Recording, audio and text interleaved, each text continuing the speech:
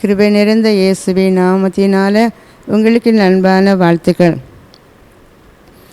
கண்களை மூடி ஆண்டவரே, நீர் என்னோடு கூட இன்றைக்கும் நீங்கள் பேசுங்கப்பா. உங்கள் வார்த்தையின் வல்லமைகள் எனக்குள்ளே கடந்து வரட்டுமே ஆண்டவரே. உங்களை எங்களுக்கு வெளிப்படுத்தும். எல்லாரும் கண்களை மூடி கேட்போமா. பலன் குண்டும் இல்லை தேவா, உம்மாவியால் பலப்படுத்தும். சத்துவம் இல்லாத எனக்கு சத்துவம் தந்தருளும். சத்துவம் இல்லாத எனக்கு சத்துவம் தந்தருளும். பலன் ஒன்றும் இல்லை தேவா. அன்பின் ஆண்டவரே, இந்த வேளையிலும் கூட இந்த கிருபை நிறைந்த நேரத்தை எங்களுக்கு தந்ததற்காக நன்றி அப்பா. இந்த வார்த்தைகள் மூலமாக எங்களோடு வெளிப்படுவீராக. நம்முடைய வார்த்தைகள் கிரியை செய்யக்கூடாதபடி இருக்கிற பலவிதமான தடைகளை இயேசுவின் நாமத்தினாலே நான் கட்டுகிறேனப்பா. நீங்கள் பேசுங்க, நாங்கள் கேட்குறோம். இயேசுவின் மூலம் ஜெபிக்கிறேன் பிதாவே, ஆமேன். ஹல்லேலூயா. சந்தோஷமாக இருக்கீங்களா? இன்றைக்கும் கூட நம்ம தியானிக்கக்கூடிய ஒரு வேத பகுதி ஆசா ராஜாவின் ஊக்கமான ஒரு ஜெபம் அப்படிங்கிற ஒரு தலைப்பில் நம்ம தியானிக்க போகிறோம். 2 நாளாகமம் 11ஆம் அதிகாரம் 14-11. ஆசா தன் தேவனாகிய கர்த்தரை நோக்கி கூப்பிட்டு, கர்த்தாவே, பல உள்ளவனுக்காகிலும் பலன் அற்றவனுக்காகிலும் உதவி செய்கிறது உமக்கு லேசான காரியம். இந்த அருமையான இந்த முன்பகுதியை வாசித்து பார்க்கும்போது இந்த ஆசா ராஜா விதமாக சொல்கிறாரு, பலம் உள்ளவனுக்காகிலும் பலன் அற்றவனுக்காகிலும் உதவி செய்கிறது உமக்கு லேசான காரியம். இந்த 11ஆம் வசனத்தின் முழு பகுதி நம்ம வாசித்து பார்த்தோமானால் ஆசா ராஜா கர்த்தரை கூப்பிடுறாரு. 3 இடத்துல பாருங்க, கர்த்தாவே கர்த்தாவே கர்த்தாவே அப்படின்னு சொல்லி ஒவ்வொரு தடையும் அவரை கூப்பிட்டு அனுப்பிச்சிடாரு. இந்த காரியத்தை அவர் சொல்கிறத நம்ம இந்த வசனத்தின் மூலம் பார்க்குறோம். அந்த வசனம் அருமையான ஒரு ஜெபம் நிறைந்த ஒரு ஜெபம் அப்படி தான் சொல்லணும். இதை இந்த ஆசா ராஜா இப்படி ஜெபிக்கிற ஒரு ராஜா யார் அப்படின்னு கேட்டால் அபியா ராஜாவின் ஒரு மகன் தான். யூதாவின் 6வது ராஜாவாக இவர் அரசாட்சி பொறுப்பேற்ற முதல் ஆண்டவரிடத்தில் மிகவும் அன்பு கூர்ந்து நம்ம இந்த 2 நாளாகவும் 14:2 பார்க்கும்போது அவர் ஆசா தன் தேவனாய கர்த்தரின் பார்வைக்கு நன்மையும் செம்மையுமானவை செய்தார் என்று பார்க்குறோம். இந்த ராஜா கர்த்தருக்கு பிரியமாக தன்னுடைய அதிகாரம், ஒரு தேசத்தின் அதிகாரம் முழுவதும் அவர் கையில் இருந்தாலும் அவர் என்றைக்கு இந்த தேசத்தில் அவர் ராஜாவாக பொறுப்பேற்றாரோ அன்றில் இருந்து கர்த்தர் மேலே மிகவும் அதிகமாக அன்பு கூர்ந்து அவரையே சார்ந்து இருந்ததாக நம்ம வேதத்தில் பார்த்து நம்ம அறிந்து கொள்ள முடிகிறது. 10 வருஷம் பாருங்க, இவர் வந்த பிறகு 10 வருஷம் எந்த ஒரு யுத்தமோ எந்த ஒரு பிரச்சனையும் அந்த தேசத்துக்கு வரவே இல்லை. அதனால் அங்குள்ள மக்கள் மிகவும் சந்தோஷமாக இருந்தாங்க.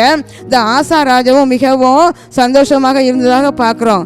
10 வருடங்களுக்கு பிறகு எந்த ஒரு காரணம் இல்லாதபடி அந்த ஆசா ராஜாவை மேலே பொறாமை கொண்டதுனால எத்தியோப்பியர்கள், லிபியர்கள் அப்படி சொல்கிற அந்த ராஜாக்கள் இந்த யூதா மேலே ஆசாவுக்கு எதிராக அவங்க யுத்தம் பண்ணுவதற்காக வந்ததாக நம்ம பார்க்குறோம்.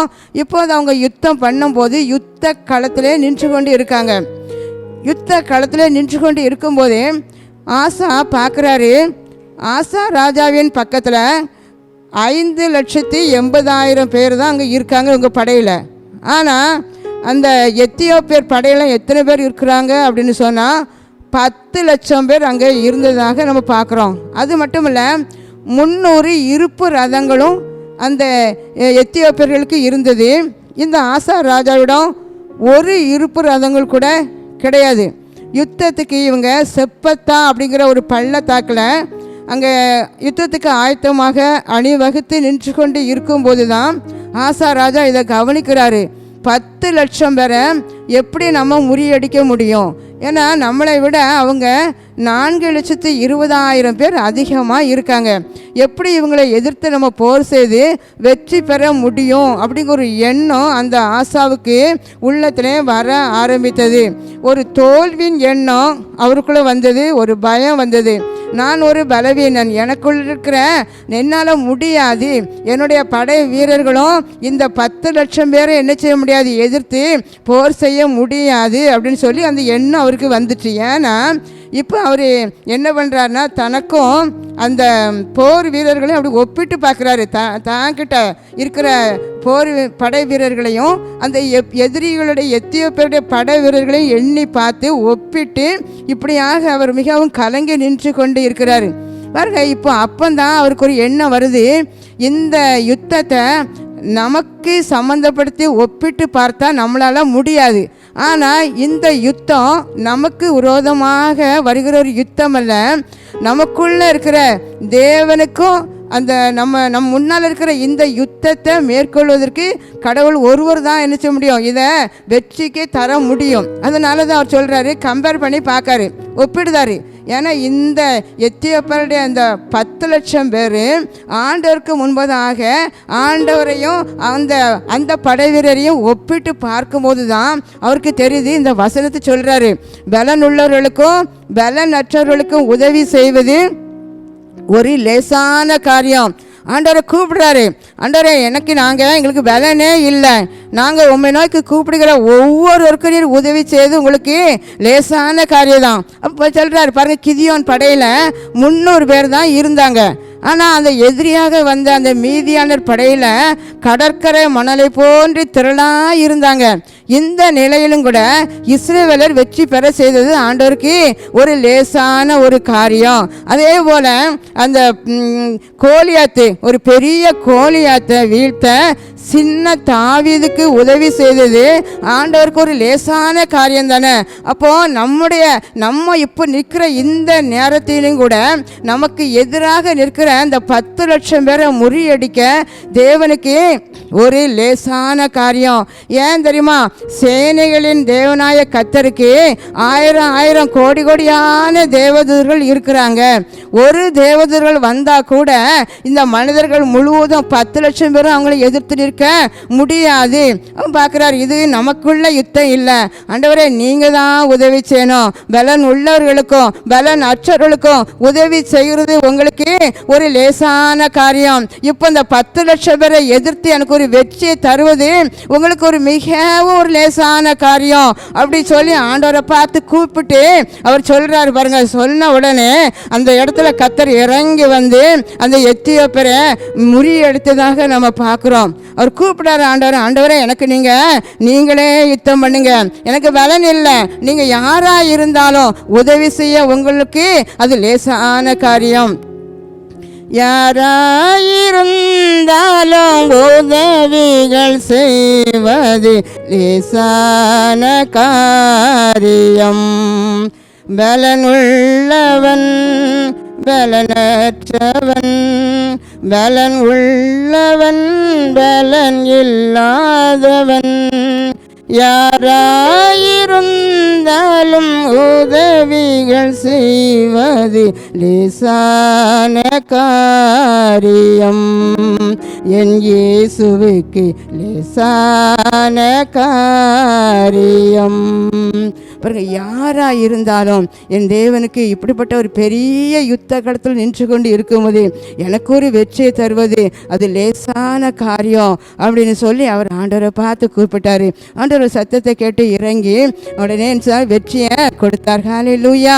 இந்த எத்தியோப்பியர்களை முறியடித்து இந்த ஆசாவுக்கு ஒரு பெரிய வெற்றி கிடைத்ததற்கு என்னென்ன காரணம், இந்த ஆசா ராஜாவுக்கு என்னென்ன குணங்கள் இருந்தது என்று சொல்லி நம்ம சுருக்கமாக பார்த்து கடந்து செல்வோம். முதலாவதாக பாருங்க, இந்த ஆசா ராஜா தேவனை தேடினாரு, அதை கூப்பிடுகிறாரு. ஆண்டவர் தேடுதார். அந்த இடத்துல நின்று என்ன யுத்த களத்தில் நின்று அவர் என்ன யாரை தான் கூப்பிடுறாரு, எந்த மனிதர்களையும் நினைக்கல, யாரையும் எண்ணி பார்க்கல. அவருடைய உள்ளத்துக்குள்ள ஒரே எண்ணம் தான், இந்த வானத்தையும் பூமியும் உண்டாக்கின கர்த்தரிடத்திலிருந்து தான் எனக்கு ஒரு ஒத்தாசை வந்தா அதுதான் எனக்கு வெற்றி தரும். நம்ம ஆண்டவர்கிட்ட எத்தனை கோடி கோடி தூதர்கள் இருக்காங்க, ஏன் நம்ம இன்னைக்கு இங்கே தனியாவா நின்று கொண்டு இருக்கிறோம் அப்படி சொல்லி அவருக்கு ஒரு உள்ளத்துக்குள்ள ஒரு பெரிய வைராக்கியம் வந்துட்டு கூப்பிட்டாரு பாருங்க. ஆசாவின் வெற்றிக்கு காரணம் கர்த்தரை அவர் தேடினாரு. 2 நாளாகமம் 14:11 நம்ம வாசித்து பார்க்கும்போது, ஆசா தன் தேவனாகிய கர்த்தாவே பலமுள்ளவர்களுக்காயிலும் பலன் அற்றவர்களுக்காயிலும் உதவி செய்யறது உனக்கு லேசான காரியம் அப்படி சொல்லிட்டு, எங்கள் தேவனாகிய கர்த்தாவே எங்களுக்கு துணை நில்லும், நீங்க எங்களுக்கு துணையாக நில்லுங்க. நீங்க எங்களுக்கு துணையாக நிற்கும் போது யாரும் எங்களை என்ன செய்ய முடியாது, மேற்கொள்ள முடியாது. எந்த ஒரு எத்தனை யுத்த வீரர்கள் எப்படிப்பட்ட படை வீரர்கள் திரண்டே வந்தாலும் எங்களை மேற்கொள்ள முடியாது. நீங்க எங்களுக்கு துணை நில்லுங்க.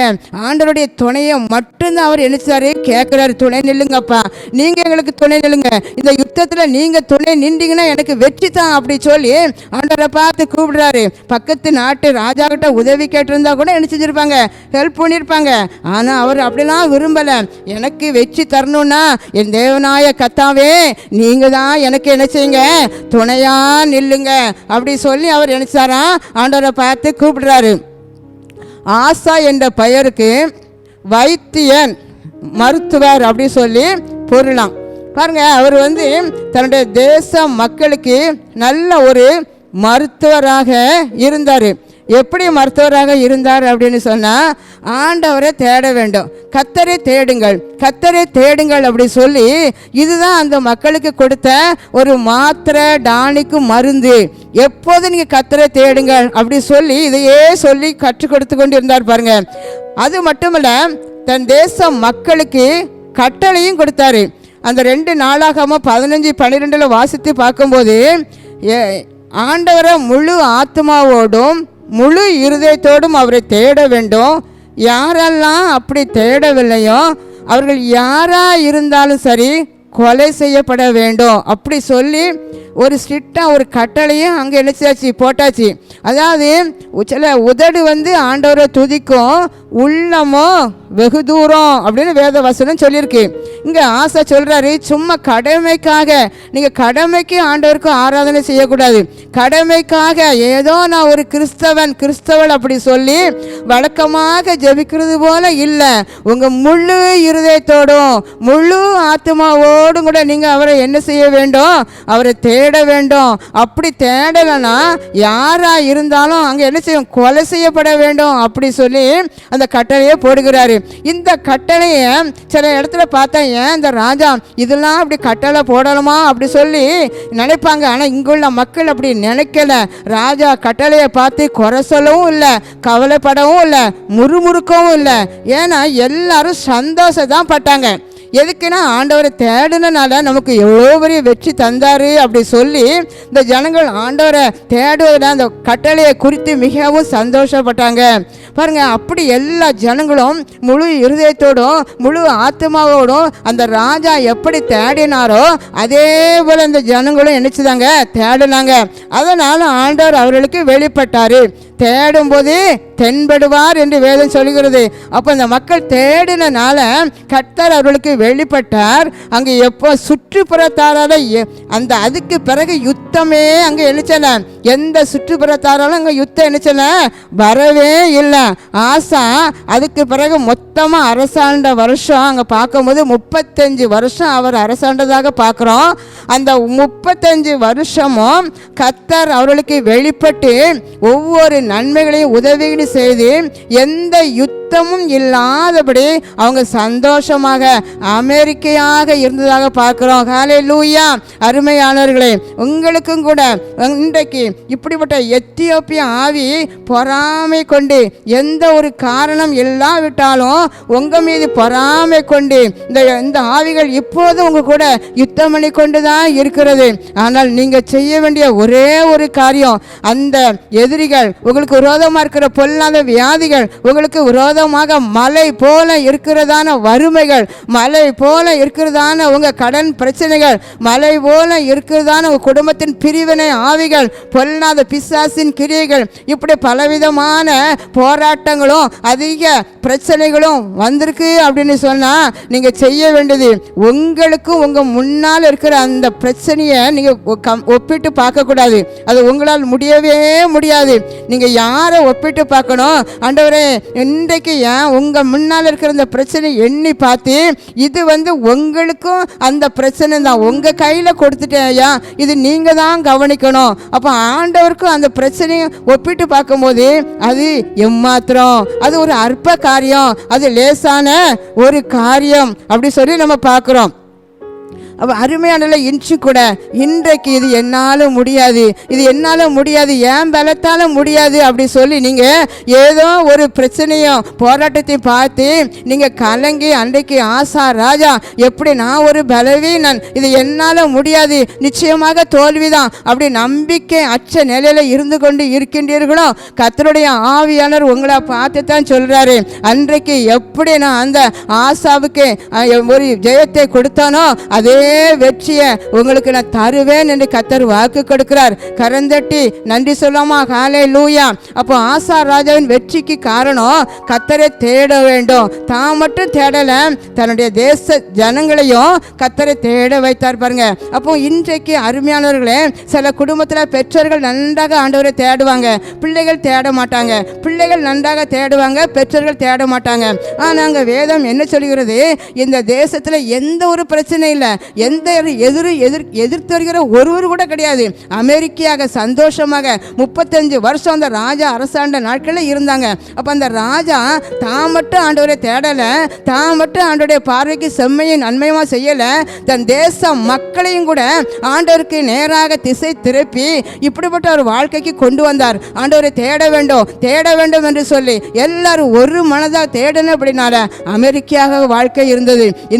இன்றைக்கும் கூட உங்க வாழ்க்கையில ஆமேன், ஏன் பிரச்சனை, ஏன் போராட்டம், ஏன் சோதனை, இன்னும் ஒரு முடிவு இல்லை, இப்படியே ஒரே கொந்தளிப்பும் இப்படி கண்ணீருமாக தொடர்ந்து வந்து கொண்டு இருக்கிறது நினைக்கிங்க.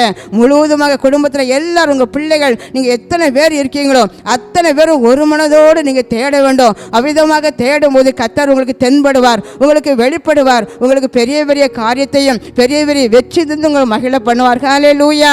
இரண்டாவது, அந்த ஆசா ராஜாவிடம் இருந்ததான ஒரு நல்ல குணம் அப்படி என்னன்னா, அவர் கர்த்தரை சார்ந்து கொண்டார். முதலாவது கர்த்தரை தேடினார், இரண்டாவதாக அவர் கர்த்தரை சார்ந்து கொண்டார் என்று பார்க்கிறோம். எங்கள் தேவனாய கர்த்தாவே எங்களுக்கு துணை நில்லும் அப்படி சொல்லிட்டு உம்மை சார்ந்து உம்முடைய நாமத்தில் ஏராளமான இந்த கூட்டத்திற்கு எதிராக வந்தோம். பாருங்க, இந்த திரளான கூட்டத்துக்கு முன்பதாக நாங்கள் ஏன் வந்து நிற்கிறோம் அப்படின்னு சொன்னா உங்களை சார்ந்து இருக்கிறதுனால தான். அப்போ உங்களை சார்ந்து எல்லாமே என் ஆண்டவரை சார்ந்து இருக்கிறதுனால கர்த்தர் பார்த்து கொள்ளுவார் அப்படி சொல்லி உங்களை நம்பி தான் நாங்கள், உங்களை சார்ந்து தான் நாங்கள் என்னச்சுதான் நிற்கோம். அது என்ன சொல்லிக்கிறோம்? இவங்க இந்த மனுஷன் கர்த்தாவே நீர் எங்கள் தேவன், மனுஷன் உம்மை மேற்கொள்ள விடாதையும். பாருங்க, இங்க என்ன சொல்றாரு ஆண்டவரை பார்த்து?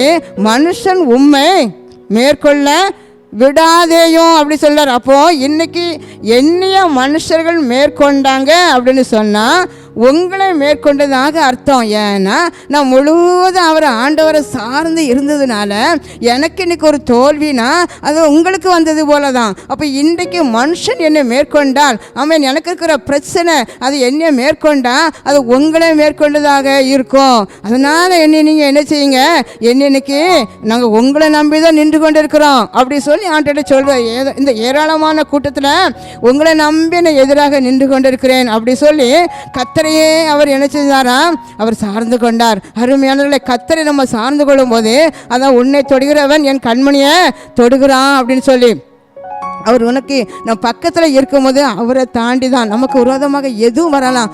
எது வந்தாலும் நம்ம அவரையே சார்ந்து இருக்கும்போது அவரை தாண்டி தான் நமக்கு வரும் பாருங்க. ஹல்லேலூயா, ஹல்லேலூயா. இந்த ஆசா சொல்கிறார், உண்மையே நாங்கள் நினைச்சுதான் சார்ந்திருக்கிறோம். அப்போ ஆண்டவரை, இன்றைக்கு எனக்கு ஒரு காரியம் என்னை யார் மேற்கொண்டாங்க, எந்த பிரச்சனையும் எந்த பலவீனம் என்னை மேற்கொண்டுச்சுன்னா உங்கள் நாம தான் எனக்கு என்னச்சியும் தூசிக்கப்படும். ஏன்னா நான் ஆண்டவருடைய பிள்ளை, நான் ஆண்டவருக்காக பக்தி வைராக்கியமாக தான் நான் இருந்து கொண்டு இருக்கிறேன். எனக்கு ஒன்று வந்துச்சுன்னா இவங்க ஆண்டவரே இவங்க கூப்பிடுறாங்க ஆராதிக்காங்க, என்ன பிரயோஜனம் அப்படி சொல்லி உங்கள் நாம தான் என்னச்சியும் தூசிக்கப்படும். ஒரு தடவை ஒரு ஊழியக்காரங்க என்கிட்ட பேசிட்டு இருக்கும்போது அவங்க சொன்னாங்க, என் வாழ்க்கையில் மிகுந்த ஒரு தரித்திரம் இருந்துச்சு. அப்போ நான் ஆண்டவரை பார்த்து சொன்னேன், ஆண்டவரே நான் இப்படி ஒரு தரித்திரத்தில் இப்படி ஒரு ஆடைலாம் நான் அணிஞ்சிருக்கிறேன், இப்படி ஒரு ஆடையை பார்த்தா எல்லாம் சொல்லுவாங்க இது யார் பிள்ளை, இது ஏசப்பா பிள்ளை தானே அப்படி சொல்லி உங்களை தானே சொல்லுவாங்க. அப்போ உங்களை தானே குறை சொல்லுவாங்க, இருந்தால் இருக்கட்டும். அவங்க வாழ்க்கையில் கத்தர் அதற்கு பிறகு அபரிதமாக ஆசீர்வதித்தாக அவங்க சொன்னாங்க பாருங்க. அப்போ ஆண்டோடைய பிள்ளைகளுக்கு ஒரு காரியம்னா உடனே யார் தான் சொல்லுவாங்க, நம்ம யாரை சார்ந்திருக்கிறோமோ அவங்கள தான் சொல்லுவாங்க.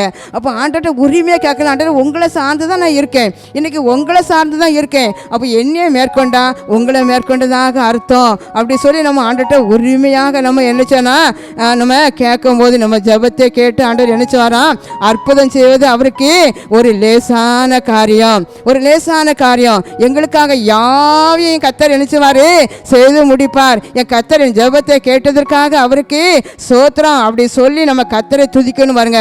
ஒரு ஜபம் பண்ணிட்டோம் அப்படி சொன்னா என் ஜபத்தை கத்தர் கேட்டுட்டாரு, என் ஜபத்திற்கு கத்தர் நினைச்சுவாரா பதில் தருவார், எனக்காக யாவையும் செய்து முடிப்பார், என் குடும்பத்திற்காக எல்லாவற்றையும் செய்து முடிப்பார், என் பிள்ளைகளுக்காக யாவையும் செய்து முடிப்பார் அப்படி சொல்லி நம்ம விசுவாசத்தோடு நம்ம என்ன செய்யணுமா அந்த காரியத்திற்காக நம்ம துதிக்க ஆரம்பிச்சிடணும். என் வாழ்க்கையில கத்தர் அற்புதம் செய்து விட்டார் அப்படி சொல்லி விசுவாசிக்கணும் பாருங்க.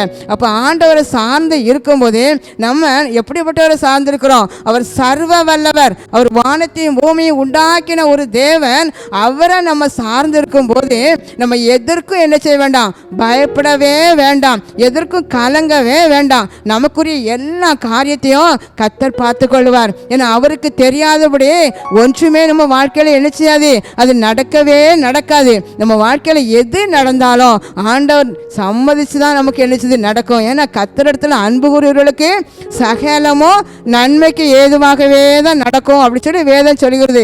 ஆரம்பத்தில் நம்ம சில காரியங்களை பார்க்கும்போது மிகுந்த நமக்கு கவலையாக இருக்கும், கஷ்டமாக இருக்கும். ஆனால் போக போக தான் தெரியும் இந்த காரியம் வந்தது நமக்கு நன்மைக்கு. ஆனால் ஆண்டவருக்கு முதலே தெரியும், என் பிள்ளைக்கு இப்படி அனுப்பி அதுக்கு அடுத்தால என்ன செய்வேன், ஒரு வெற்றியை கொடுப்பேன். யோபுடைய வாழ்க்கையில் 2 மடங்கு ஆசீர்வாதத்தை பெறுவதற்கு முன்பதாக எவ்வளவு எல்லாவற்றையும் இழந்து போனார். அந்த பிசாசு அநேக கஷ்டங்களை தான் கொடுத்துச்சு. ஏன்னா இவன் பெரிய இன்னும் 2 மடங்கு ஆசீர்வாதத்தால் நிரம்பி வாழ போகிறான் அப்படி சொல்லி முதல்ல ஒரு கஷ்டம். அந்த கஷ்டத்தில் பொறுமையாக அந்த யோபு என்னச்சார் இருந்தார் பாருங்க.